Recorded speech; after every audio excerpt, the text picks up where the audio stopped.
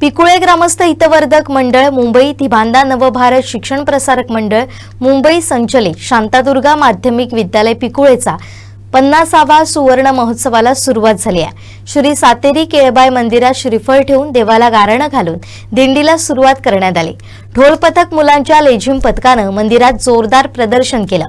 मोठ्या उत्साहात गावातील मंडळी, शिक्षक, शिक्षकेतर कर्मचारी, विद्यार्थी मोठ्या संख्येने उपस्थित होते। शाळेतील विद्यार्थी वेगवेगळ्या वेशभूषेत या दिंडीत सहभागी झाले होते। मंदिरापासून साधारण 2 किलोमीटर अंतर पायी चालत दिंडीची शोभा वाढवली होती। ढोल ताशांच्या गजरात श्री शांतादुर्गा माध्यमिक विद्यालयापर्यंत पायी दिंडीची सांगता करण्यात आली। या दिंडीमध्ये ढोल ताशे, लेझिम, दशावतारामधील कपडे परिधान करून विद्यार्थ्यांनी वेगवेगळी वेशभूषा करून विद्यार्थी दिंडीत सामील झाले होते।